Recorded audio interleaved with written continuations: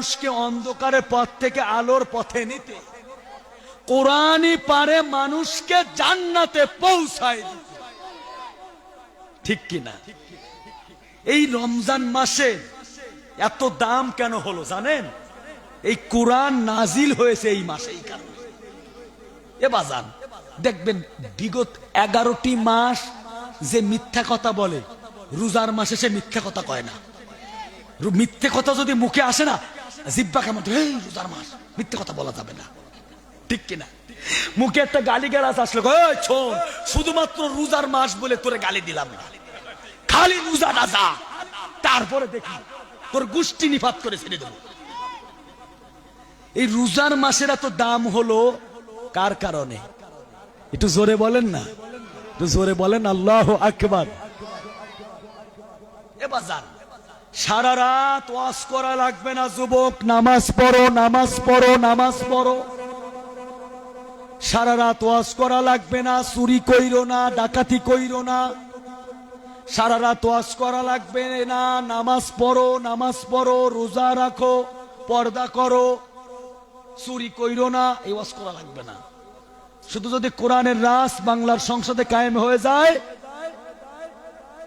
চোর যদি চুরি করে, চোর যদি চুরি করে হাত কেটে দিতে হবে।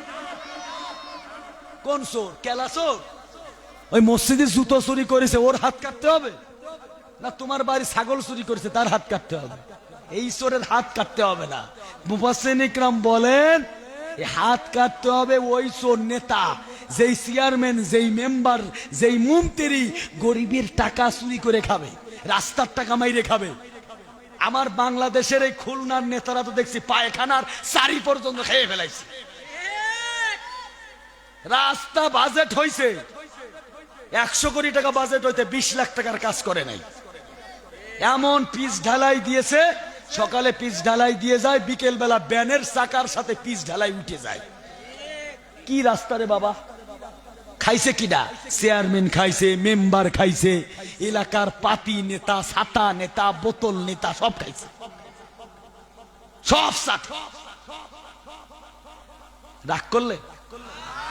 বিশ্বাস করেন, আল্লাহর কোরআনের রাজ যদি কায়েম হয়ে যায়, আপনার গ্রামের, খুলনার কোন একটা গ্রামের কোন চেয়ারম্যান রাস্তার টাকা চুরি করবে, খুলনার একেবারে ডাক বাংলার মোড়ে মিডিয়া সামনে রেখে প্রচার করে তার হাত যদি 2টা কাইটে দেওয়া হয় না, খুলনার এক চেয়ারম্যানের হাত কেটে দেওয়া হবে, 500 চেয়ারম্যান আল্লাহর ওলি হয়ে যাবে।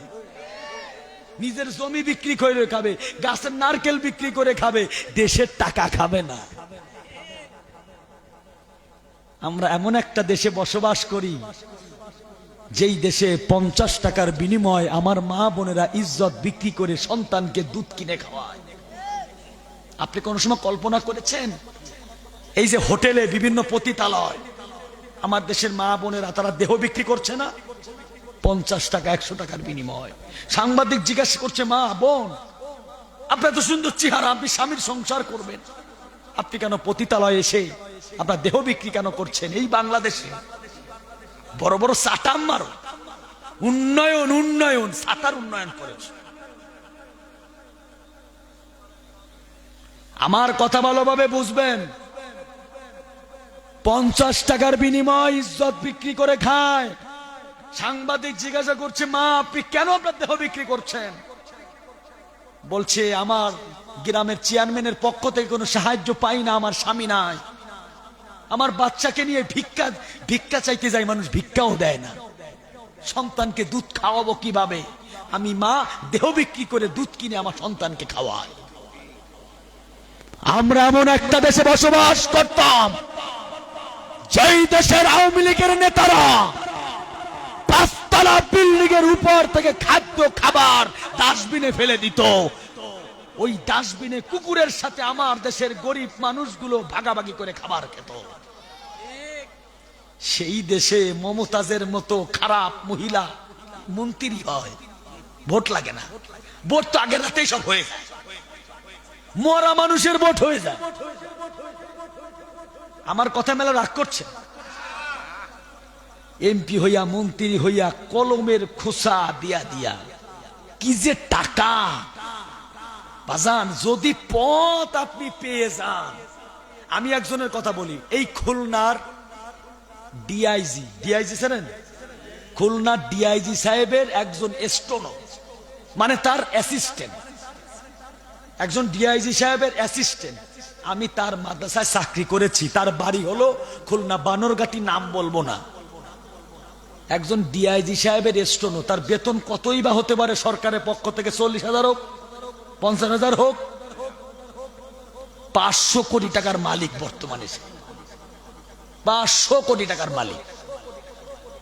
দুদকি মানে 70-80 কোটি টাকার দুদকের মামলা আছে তার নামে। খুলনায় 10-15টা বাড়ি আছে। এখন দুদকের মামলায় পড়েছে, খুব চালাক মানুষ তো, ওই ডুমুরিয়ায় গিয়া 200 বিঘা জমি কিনছে, বিল খাল কিনে কিছু মাছ চাষ করে আর কিছু বেগুন আর বরবুটি লাগায়, বুঝাই যে আমি খামার করে টাকা ইনকাম করছি। এসব টাকা আমার খুলনার গরিব মানুষের টাকা না, ভ্যান চালকের টাকা না, মোটর সাইকেল ওয়ালাকে টাকা না, টিরাকওয়ালাদের টাকা না। এক কলমের খুসা দিয়েছে, 1 কোটি টাকার মালিক হয়ে গেছে। আর আমার দেশে খুলনায় এখনো অনেক মা বোনেরা আছে যাদের ঘরে খাবার নাই, অনেক গরিব ভ্যান চালক আছে যাদের সন্তানকে ঈদে একটা জামা দিতে পারে না। এই যে রমজান মাস আসতেছে, অনেক মানুষ আছে কি দিয়ে যে ইফতারি করবে তারও এখনো বাজেট হয় নাই।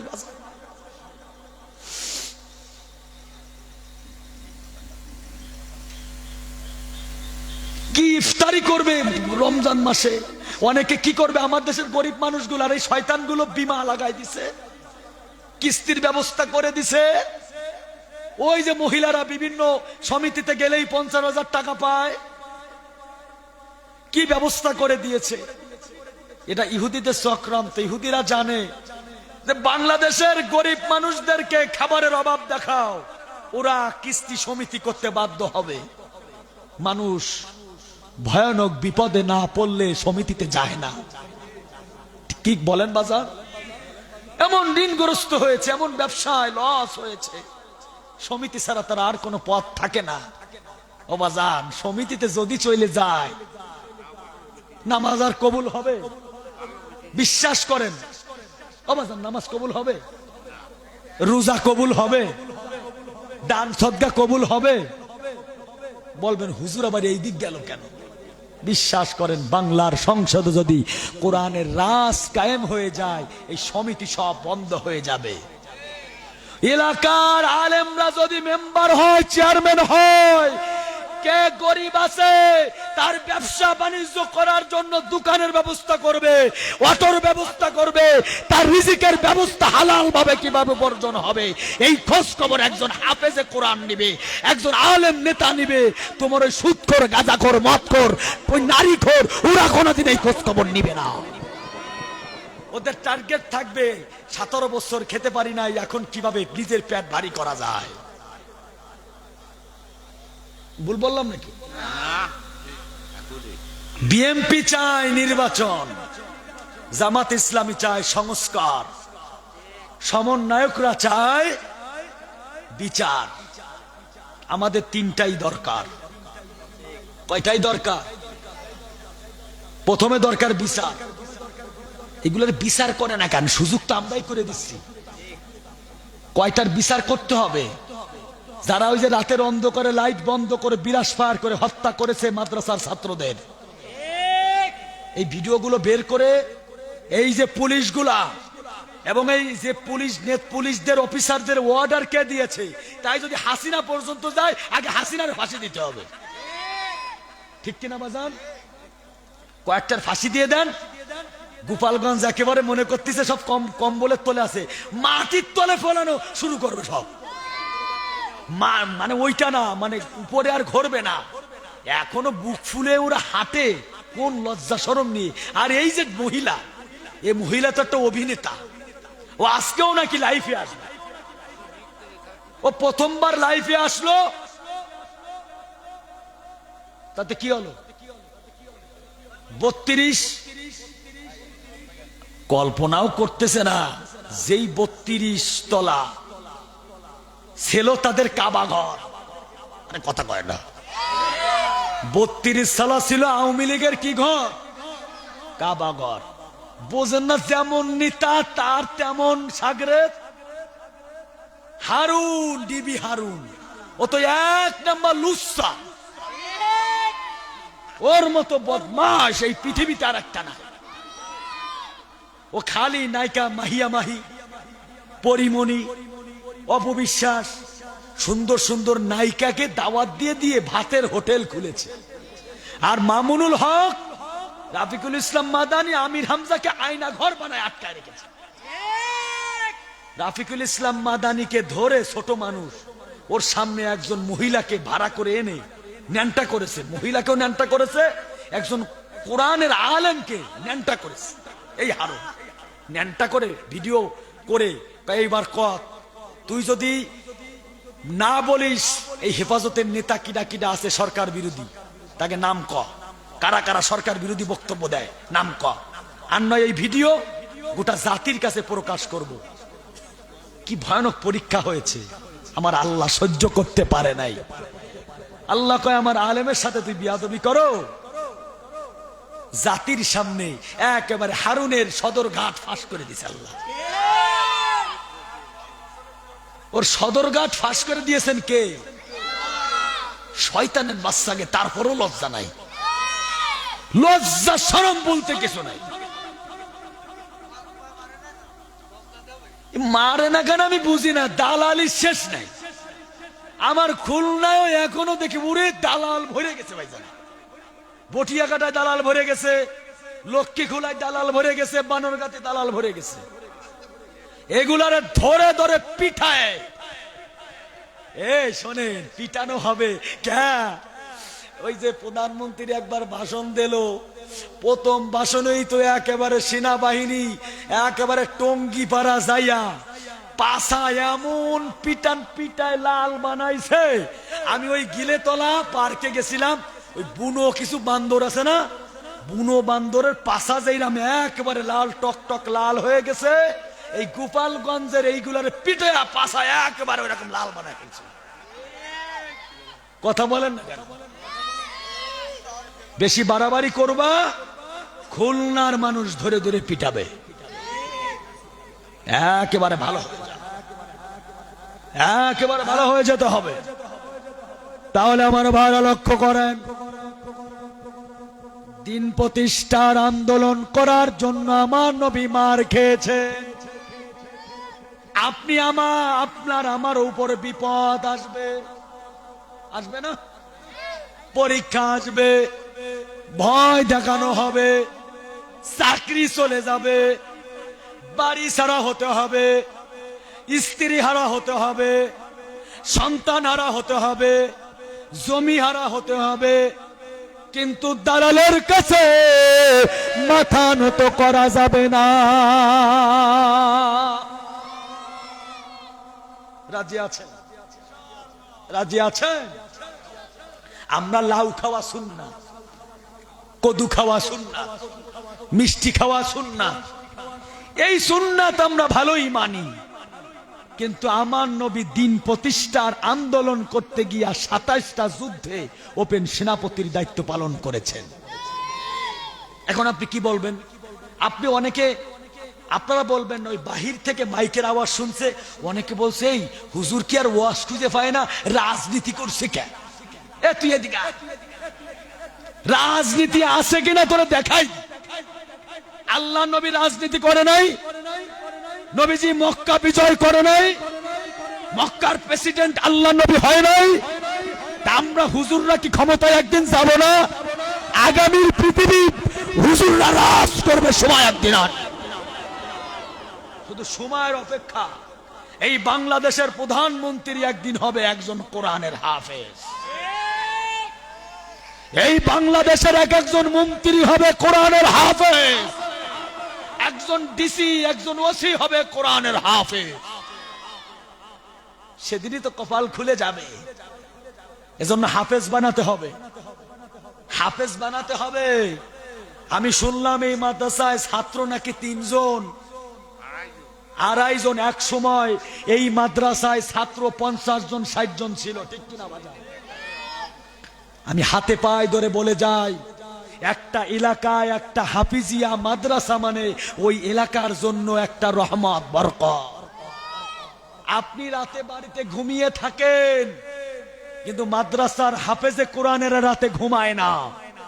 ওরা তাহাজ্জুদের সময় উঠে কোরআন তেলাওয়াত শুরু করে দেয়। এইবার ওই কোরআন তেলাওয়াত করে একজন হাফেজের যে এত পাওয়ার, একবার বলেন আল্লাহু আকবার। একজন হাফেজ, কয়জন হাফেজ? আমি আপনাদেরকে বলি, একজন সাধারণ মানুষ নামাজ পড়েছে, রোজা রেখেছে, হজ করেছে, যাকাত দিয়েছে, ভালো আমল করে কিয়ামতের আদালতে সে জান্নাতি হয়েছে। কথা কি বোঝেন? এইবার ওই ব্যক্তি বলছে, আল্লাহ আমার বাপরে আমার সাথে জান্নাতে দিতে হবে। আল্লাহ বলছে, বান্দা তোমার বাপ তো জাহান্নামী, তাকে নিয়ে তুমি জান্নাতে কিভাবে যাবা? ও ভাই, ও ভাইজান, ও ভাইজান, আসতেছেন আপনি, কিন্তু কথা দিয়েছেন আসতেছেন। এ জিয়া ভাই, জিয়া ভাই, জিয়া ভাই, আলহামদুলিল্লাহ জিয়া ভাই আসতেছে। নারায়ে তাকবীর। এদিক দিয়ে জিয়া ভাই যায়, ওদিকে আমার মুরব্বী বাজানো আবার যায়। তাড়াতাড়ি আসুন। আওয়াজান রাগ করতেছেন আপনারা? শোনেন, আমার কণ্ঠটা একটু বসে গেছে। আমার গতকালকে মাহফিল ছিল মেহেরপুর। আমি আপনাদের মাহফিলে একটু আগে আগে পৌঁছাবো বলে আমি ফজরের নামাজ পড়ে রওনা হয়েছি। কুষ্টিয়ায় আসলাম, এই গাড়ি নিয়েও জানি কি ঝামেলা, সাদা নিয়ে সমস্যা হয়েছে, গাড়ি বন্ধ। কথা বোঝা গেছে? কথা বোঝেন নাই? এখন সাদাখোররা তো মরে মরে বসে গেছে। নতুন সাদাখোরের আবির্ভাব ঘটেছে বাংলাদেশ। নতুন সাদাখোরের আবির্ভাব ঘটেছে। আরে আগে তো আমার মানে এই কথাটা ওই যে হেলাল সাহেব আছেন খুলনা, হেলাল সাহেব, শেখ হেলাল, হেলাল ভাই মাঝে একটা থাবা দিছে, কড়া ভাবে থাবা, যে খবিস তুই 200 টাকা কেন খাবি?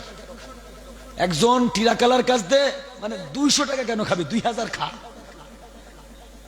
আগে দেখতাম আওয়ামী লীগের লোকজন বেশি বেশি খাইতো, আর এখন কয়েকজন হয়েছে 1 টাকাও ছাড়ে না।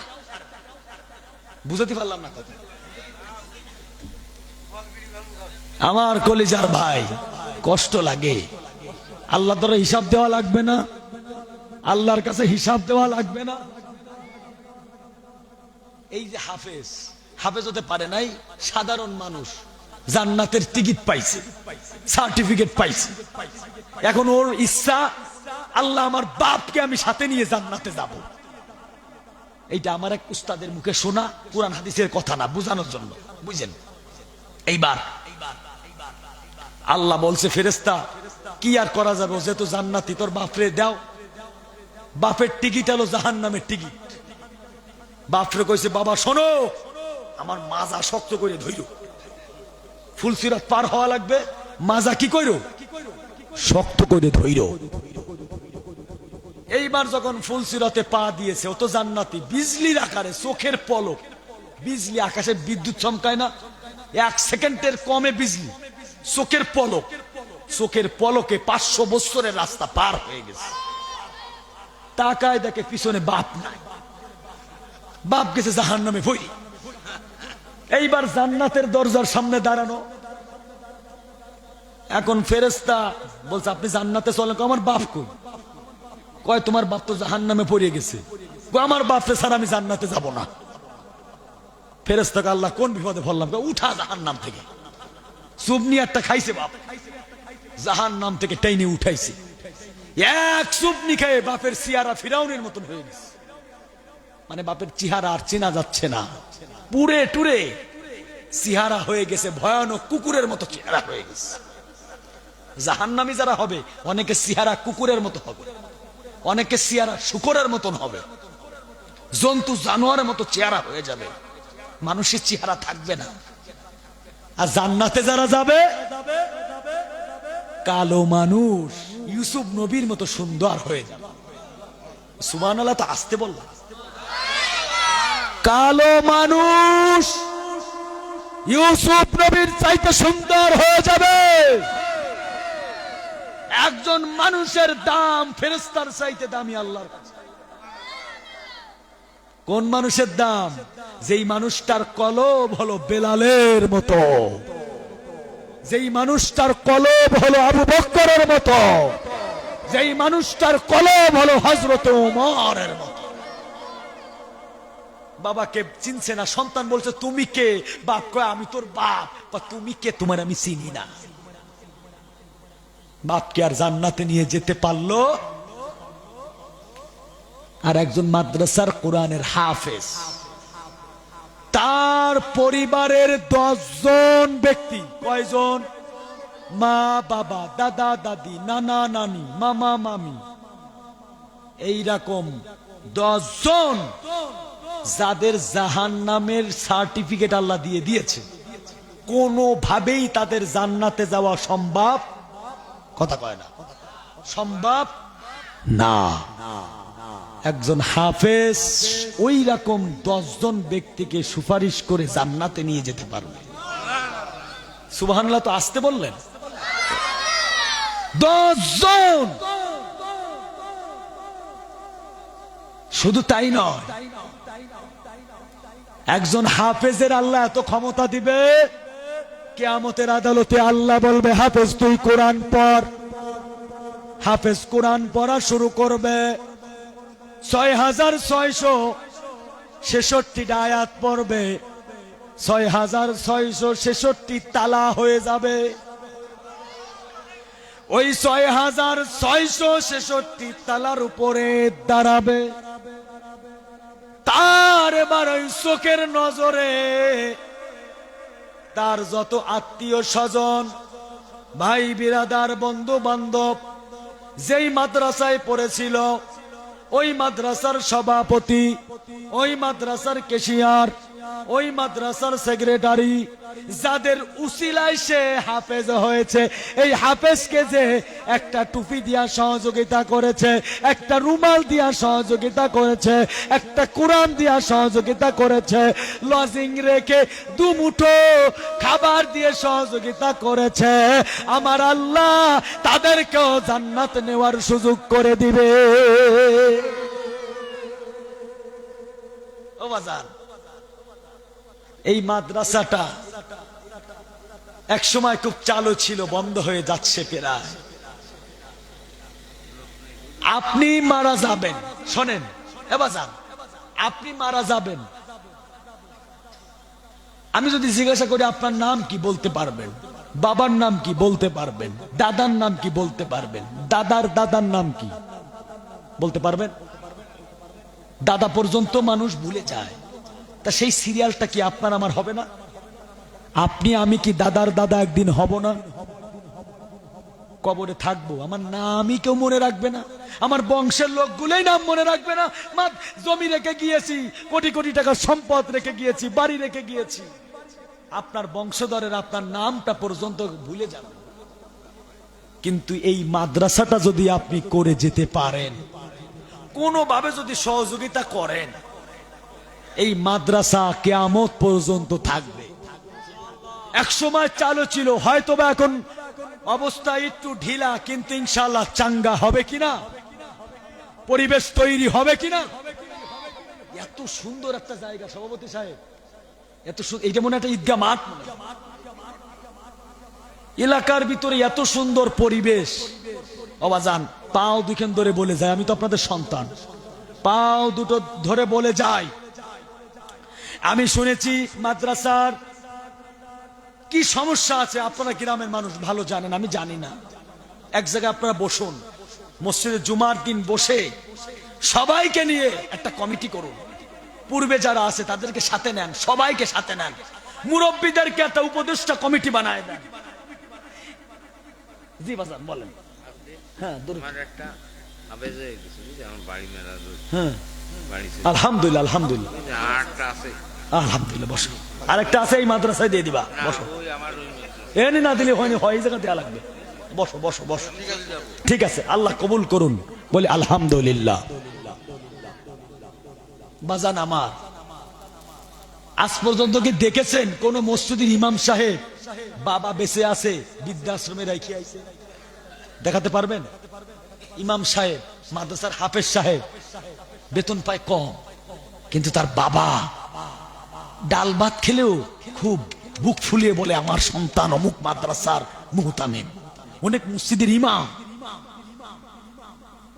তার মনের আশা থাকে আমি মারা গেলে আমার সন্তান আমার জানাজা নামাজ পড়বে, আমি মারা গেলে আমার কবরের পাশে দাঁড়ায় সূরা ফাতিহা পড়বে, সূরা ইয়াসিন পড়বে আর রহমান পড়বে।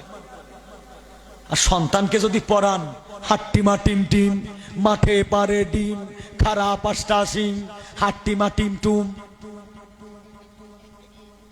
ওই দেখা যায় তাল গাছ ওই আমাদের গা, ওইখানেতে বাস করে কানা বগির ছা, ও বগি তুই চাস কি পান্তা ভাতের খাইস কি, পান্তা আমি খাই না, পুঁটি মাছ পাই না, একটা যদি পাই জম্মের খাওয়া খাই। এখন আমি আপনাদেরকে বলতে চাই, সন্তান মা বাবার জন্য সবারই মায়া আছে কিনা?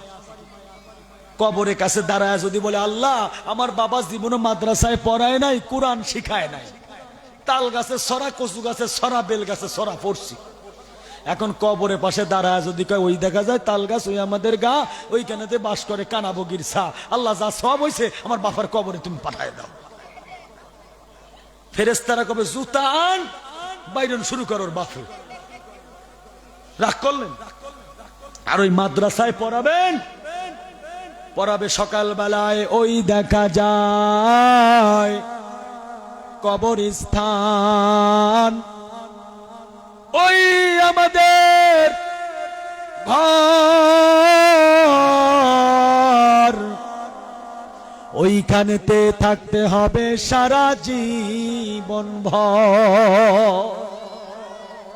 ও কবর তুই চাস কি, ঘুষ তুই খাইস কি, ঘুষ আমি খাই না, মুমিন ব্যক্তি পাই না, একটা যদি পাই অমনি ধরে আল্লাহর জান্নাতে পাঠাই। এই মিলছে? তাল গাছের সরার সাথে কি মিলছে? ওরা পরে ওই দেখা যায় তাল গাছ, আর মাদ্রাসায় পরে ওই দেখা যায় কবরস্থান। মাদ্রাসার হুজুররা শিখায় মায়ের সঙ্গে কেমন ব্যবহার করতে হবে, বাবার সঙ্গে কেমন ব্যবহার করতে হবে, মা বাবা মারা গেলে কবরে কিভাবে তার পাশে গিয়ে দোয়া দরুদ পড়তে হবে। কোরআন পড়ে দোয়া করলে দোয়া কবুল করেন কে? কে? এক আল্লাহর ওলি রাস্তা দিয়ে হেঁটে যাচ্ছে, দেখে কবরস্থান, কবরের পাশে দাঁড়ায় সূরা ফাতিহা, সূরা রহমান, ইয়াসিন পড়ে দোয়া করে দিয়েছে, ইসালে সওয়াব করে দিয়েছে কবরে নেকিগুলা। রাতের বেলা ঘুমিয়ে স্বপ্ন দেখছে, ওই যে নেকি পাঠিয়েছে ফেরেশতারা ওই নেকিগুলো ভাগ করে দিচ্ছে। আশরাফ আলী থানভী রহমাতুল্লাহ আলাইহি ওয়াকিয়াটা এনেছেন। উনি স্বপ্ন দেখছেন নেকিগুলো ফেরেশতারা ভাগ করে দিচ্ছে, কিন্তু একজন মা সে একটা গাছের নিচে বসে আছে, লাইনে দাঁড়ায় নাই নেকি পাওয়ার জন্য।